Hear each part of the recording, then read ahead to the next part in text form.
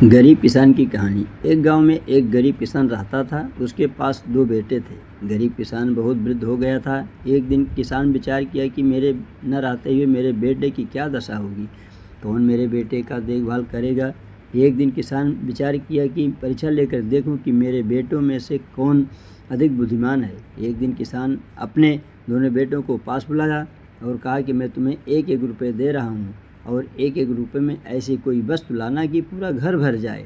दोनों बेटे जल्दी जल्दी मार्केट में गए और उन्होंने सोचा कि एक रुपये में ऐसी कौन सी वस्तु है जो एक रुपये में पूरा घर भर जाएगा। शाम हो रही थी, तभी बड़े बेटे के विचार में आया कि एक रुपये में मोमबत्ती खरीद लूँ।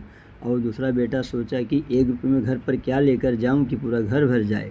छोटे बेटे ने एक बैलगाड़ी पर सूखी घास भर कर घर पर ले आया और पूरे घर में फैला दिया। तभी उसके पिता ने दोनों बेटों को पास बुलाया और बड़े बेटे से पूछा कि बेटा क्या लाया। बड़े बेटे ने कहा कि पिताजी एक मोमबत्ती लाया। पिताजी ने कहा कि मोमबत्ती क्यों लाया। बड़े बेटे ने कहा कि पिताजी शाम हो रही थी, घर में अंधेरा था, इसलिए सोचा कि घर में प्रकाश हो जाएगा। तभी पिताजी ने बड़े बेटे को गले से लगा लिया और कहा कि बेटा अपने छोटे भाई का ख्याल रखना, क्योंकि वह बुद्धिमान नहीं है। क्योंकि एक रुपये में बैलगाड़ी से घास फूस लाकर घर में भर दिया, घर से तो कूड़ा करकट बाहर निकाला जाता है, इसलिए वह बुद्धिमान नहीं है। इस कहानी से हमें यह शिक्षा मिलती है कि हमें बहुत सोच विचार कर कार्य करना चाहिए, तभी हमारा परिवार सुखी रहेगा। धन्यवाद।